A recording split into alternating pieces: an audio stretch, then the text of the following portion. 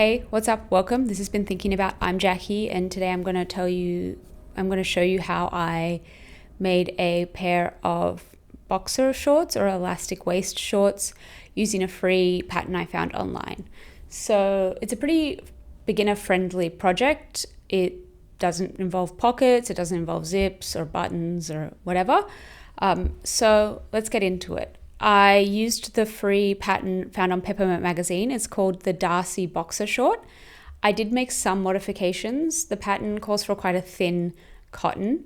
I didn't do that. I used a heavier weight cotton because I wanted a bit more rigidity to them. The cotton has zero stretch though, so if you are going to do this, make sure you get a zero stretch fabric. I put a bias binding for the waist. I think the original one calls for a exposed elastic waist. I wanted to use flat fell seams, so I actually sized up one in the pattern, and I didn't want to use the button fly. So when you download the pattern, you'll notice that there's actually a right and left side of the pattern, and on the right side you'll see a straight line, but then on the left one, if I hadn't dropped it, this would be less awkward. You'll notice that there's actually like a space to make a fly. I didn't want that, so I actually just used the other one, the front right side, twice, like you would with like a traditional short, I guess. So with that being said, let's get into it. So to start, we are exposing a lie I just told you. I said that I did a size up in the pant, and that is true, but what happened was I cut out my original size, realized I made a mistake, and then had to manually re-add the seam allowance. So I just used a ruler and one of these like heat erasable pens to measure it about 2.5 centimeters around the front and back pattern. Can I just make a small rant about these pens? They're fine for this instance, but I recently embroidered a cap and I drew the embroidery on the wrong spot, and I cannot get like the heat erasable pen to be completely removed in that wrong spot. I've tried ironing it, I've tried washing it, I've applied heat, whatever. It's still just like the faintest line, and I cannot for the life of me get rid of that, and it's driving me mental, mate. So if anyone knows how to get rid of it, please let me know. But once I did that, I folded my fabric over. Because I have striped fabric, I aligned up those stripes. This is so that the seam in the middle of the front and the back they look like they're one seam. It's fine. And then once I did that, I cut out both pieces.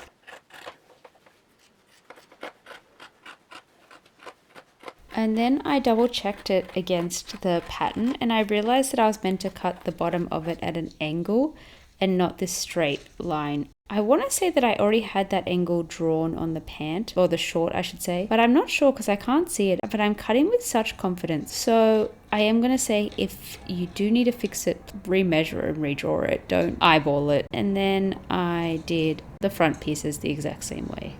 Okay, I'm just popping in here because we're about to start on the flat fell seams, and I wanted to do a little, I don't know, not explainer, that sounds a little patronizing. I just wanted to talk about flat fell seams for a second before I did that. There's a few different ways. A flat fell seam, if you don't know, is the seam, you'll see it quite often on jeans. It's on the inside of a jean pant and on the like crotch region of the pant.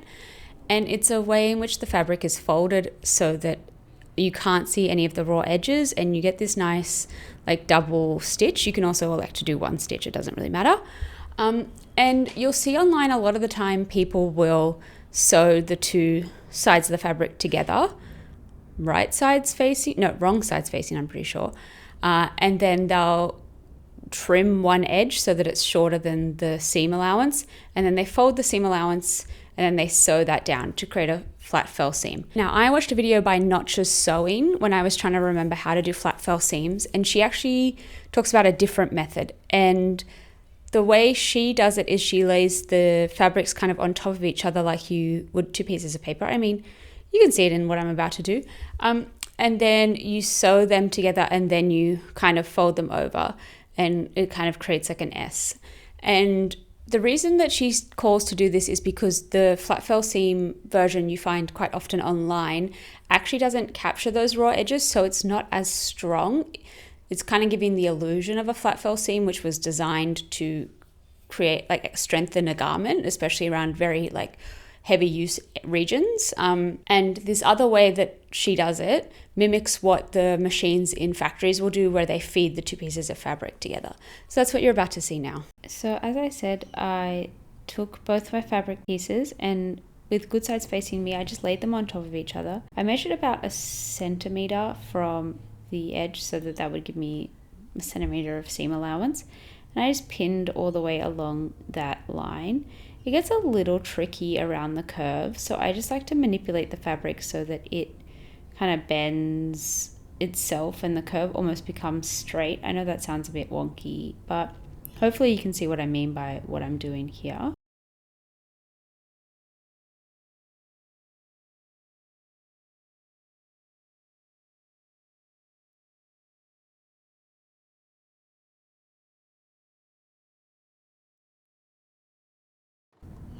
And once I've done that, I'm gonna do a straight stitch the whole way down this seam.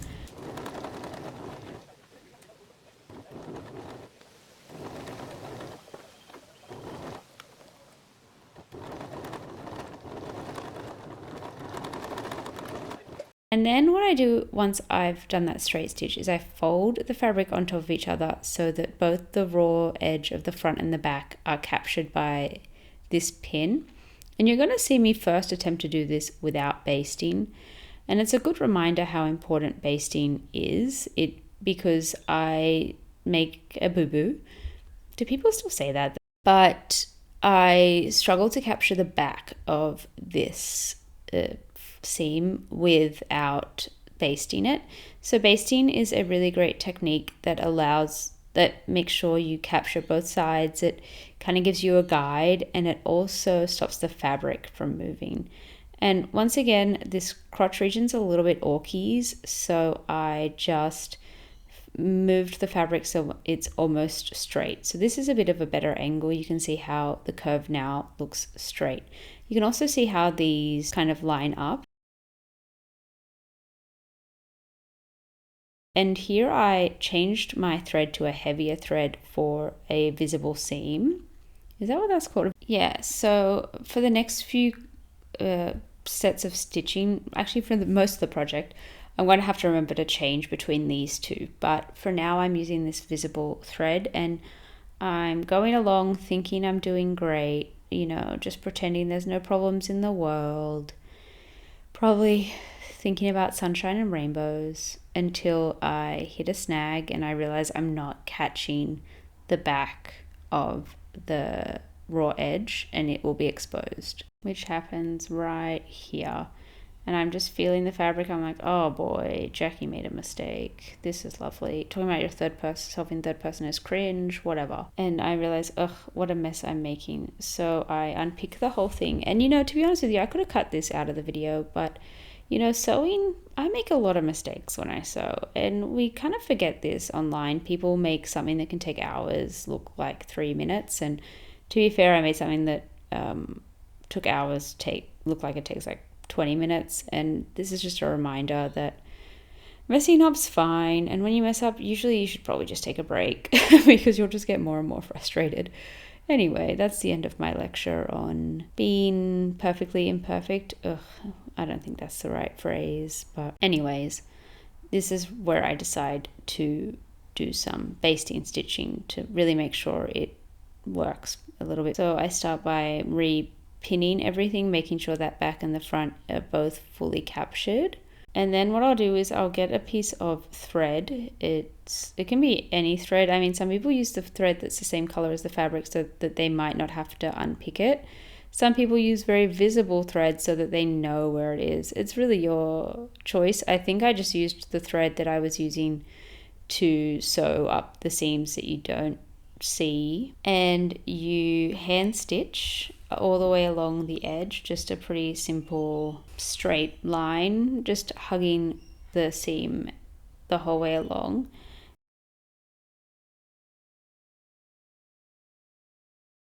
And then once I did the whole thing, I went back to sewing. And that first stitch I did was I stayed very close to the edge, like the good side. So this will also kind of become my guiding stitch for the second row, because what I like to do is I like to use the foot as my guide. So I line up the foot with the first seam, the edge of the foot, and then if I want it a little bit narrower, I'll move my needle in a bit, and if I want it to be a little bit wider, I'll set the needle out a little bit. My machine has that ability to do that, and this just ensures that the stitch is the consistent width the whole way through.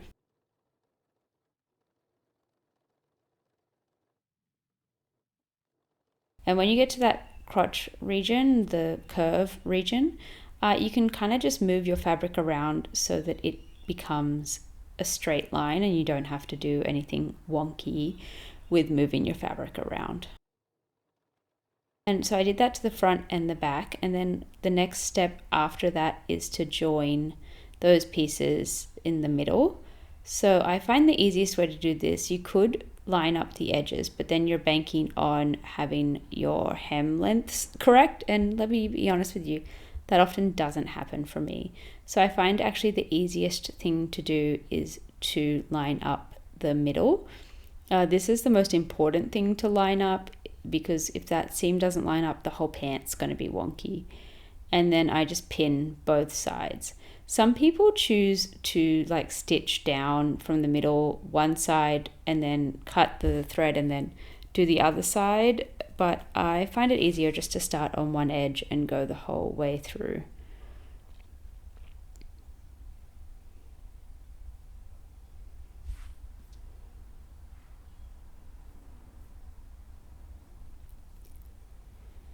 Now, just a reminder, you change to your non-visible thread, the cheaper thread, for this bit, because no one will ever see this stitch.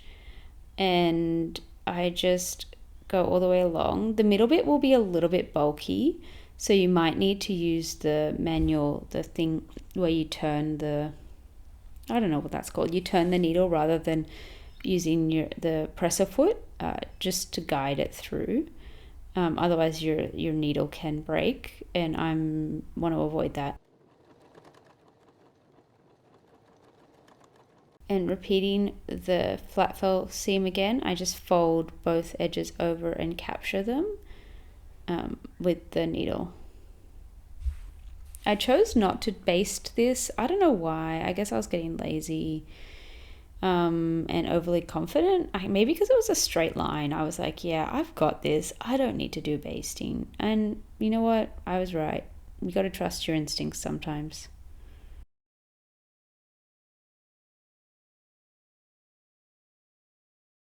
And just following once again that same line, just staying close to the edge on this first one, and also changing the thread to the top stitching thread. Oh my god, I remembered the word. You have no idea how much that has been bothering me. And this time the middle will definitely be too bulky on like a domestic machine, so you will have to use that kind of the hand crank. That feels really old-timey. That can't be the right word. Over it to make sure that your needle doesn't break. You can also like hammer down the fabric to make it thinner. I do this with denim, but I didn't bother here.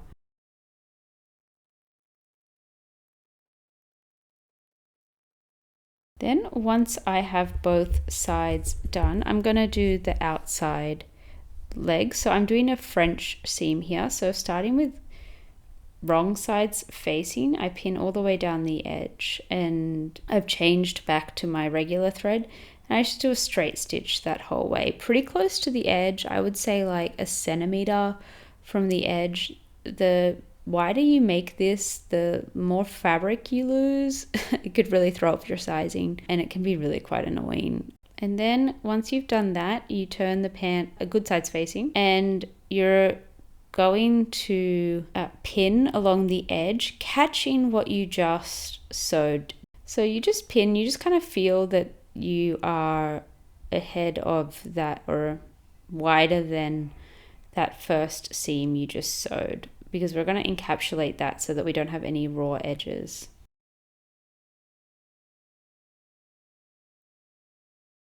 And then once you've done that, you just do a straight stitch that whole way down. The benefit of this one is there is no raw edge, and for some reason this pant was like, this fabric was so itchy. I mean, it's 100% cotton, so I don't really know why. So I really didn't want any possible thread touching my skin because it was a sensory nightmare. Apologies for the chaos that is about to ensue with the following clips. My memory card was running low, and so I think I thought, oh, it's easier if I just do little clips, but now it makes no sense.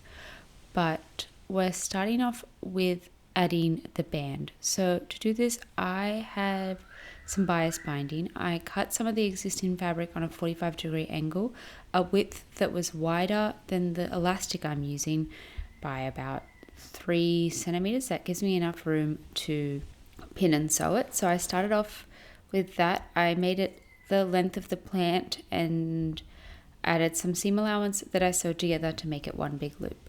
I then took the pants like good sides facing with the bias tape, and I pinned very close to the edge the whole way around. Once I had pinned all of this band, I then did a straight stitch along the seam. You won't see any of those clips because, as I said, I didn't record that for whatever reason. And once I did that, I took the pants and I turned them inside out, and I folded the bias tape over. Once I had this, I was able to fold it over so that I could then fold over a hem, I guess you could call it, along the entire edge. And I pinned this down, feed the elastic through here. So I had to make sure that when I did sew the straight stitch, I left a gap right along the edge. Did again change to a top stitching thread. I sewed that along, and then I take a safety pin on my elastic and I feed it the entire way through the pant. And then once I did that, I closed off the seam. After that, I then hemmed the shorts. So I took the shorts, I folded over the bottom hem twice to capture all the raw seams, and I did a straight stitch the entire way around, again using my top stitch fabric. And there you have it. That's all the steps I took to make these pants.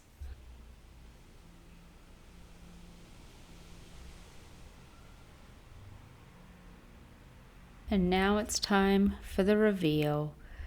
Be honest with me. Can I pull off loafers? I recently bought these loafers and I don't know if they work for me. I'm much more of a sneaker person, like these ones and like these ones are pretty funky and cool. Anyway, that's that. Enjoy the video. Okay, well, that brings us to the end of this project. I'm pretty happy with these shorts. I've worn them a bunch of times. So if you made it this far, thank you so much for watching. If you like this dress, I actually have a video of me making it. It was quite a process. The free pattern and me were not friends. And then I got sassed in a comment about me not understanding what a trapeze dress was. Anyway, that's neither here nor there. I will say I have like almost no followers. So to sass someone online who has like no followers just feels like punching down.